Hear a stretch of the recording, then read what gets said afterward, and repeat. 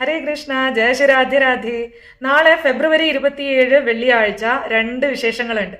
ഒന്ന് അമലക്കി ഏകാദശിയാണ്, രണ്ടാമത്തത് സർവാർത്ഥ സിദ്ധി യോഗം. അപ്പൊ നിങ്ങൾക്ക് ഭാഗ്യമുണ്ടെങ്കിൽ ഈ വീഡിയോ തീർച്ചയായിട്ടും നിങ്ങളിൽ എത്തും.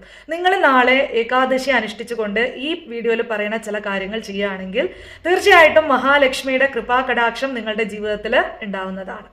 ആദ്യത്തെ കാര്യം എന്ന് പറയുന്നത്, നാളെ നിങ്ങൾ മുടങ്ങാതെ ഏകാദശി വ്രതം എടുക്കുക.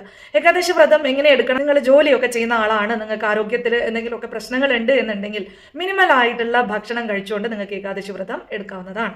ഒരു കാരണവശാലും നാളത്തെ ദിവസം അരി കഴിക്കാതിരിക്കുക.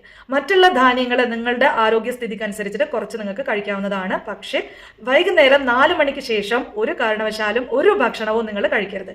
സാധിക്കുമെങ്കിൽ വൈകുന്നേരം 4 മണിക്ക് ശേഷം വെള്ളം മാത്രം കുടിച്ചുകൊണ്ട് നോയമ്പ് നോക്കുക. രണ്ടാമത്തെ കാര്യം, നാളെ നിങ്ങൾ നെല്ലിക്ക ദീപം തെളിയിച്ചുകൊണ്ട് ഭഗവാനെ പൂജിക്കണം. മഹാലക്ഷ്മിക്ക് ഏറ്റവും പ്രാധാന്യമുള്ളതാണ് നെല്ലിക്ക എന്ന് പറയുന്നത്. നെല്ലിക്ക വളരെയധികം ഗുണങ്ങളുള്ള ഒരു ഔഷധ സസ്യമാണ്, അതുപോലെ തന്നെ പുണ്യമുള്ള ഒരു സസ്യം കൂടിയാണ്. അതുകൊണ്ട് തന്നെ ലക്ഷ്മി പ്രീതിക്ക് നെല്ലിക്ക വളരെയധികം പ്രാധാന്യമുണ്ട്.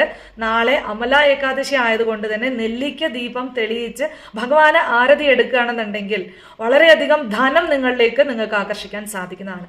അപ്പോൾ 6 നെല്ലിക്ക അല്ലെങ്കിൽ 12 നെല്ലിക്ക വെച്ചിട്ട് നിങ്ങൾ നാളത്തെ ദിവസം ദീപം തെളിയിക്കുക. ഇത് നിങ്ങൾക്ക് ഒന്നുകിൽ രാവിലെ 6നും 7:30ക്കും ഇടയിലുള്ള സമയത്ത് ചെയ്യാം. അല്ല എന്നുണ്ടെങ്കിൽ നാളെ സർവാർത്ഥ സിദ്ധി യോഗം വരുന്നത് രാവിലെ 10:48 മുതൽ മറ്റന്നാൾ രാവിലെ, അതായത് 28-ാം തീയതി രാവിലെ 4 മണി വരെ ഉണ്ട്. അപ്പൊ അത്രയും നേരം നിങ്ങൾ ഒരുപാട് വൈകി ചെയ്യാൻ നിൽക്കരുത്. ഒന്നുകിൽ നിങ്ങൾക്ക് രാവിലെ ഒരു 11-12 മണീന്റെ ഉള്ളിലായിട്ട് ചെയ്യാൻ പറ്റുമെങ്കിൽ ആ സമയത്ത് ചെയ്യുക. അല്ല എന്നുണ്ടെങ്കിൽ നിങ്ങളത് വൈകുന്നേരം സന്ധ്യയ്ക്ക് 6 മണിക്കും 8 മണിക്കും ഇടയിലുള്ള സമയത്ത് ചെയ്യുക. നാളത്തെ ദിവസം 10:48നും 6 മണിക്കും ഇടയിലുള്ള സമയത്ത് നിങ്ങൾക്ക് ഏതെങ്കിലും തരത്തിലുള്ള ചാരിറ്റി ദാനം ചെയ്യാൻ സാധിക്കുമെങ്കിൽ വളരെ ഉത്തമമാണ്. സ്പെഷ്യലി മൃഗങ്ങൾക്ക്, പശുക്കൾക്ക് പഴം അല്ലെങ്കിൽ ഏതെങ്കിലും തരത്തിലുള്ള ഭക്ഷണങ്ങൾ അവർക്ക് ദാനം ചെയ്യുകയാണെങ്കിൽ അത് വളരെയധികം പുണ്യം നിങ്ങൾക്ക് കൊണ്ടുവരും. ശർക്കര വളരെ ഉത്തമമാണ്.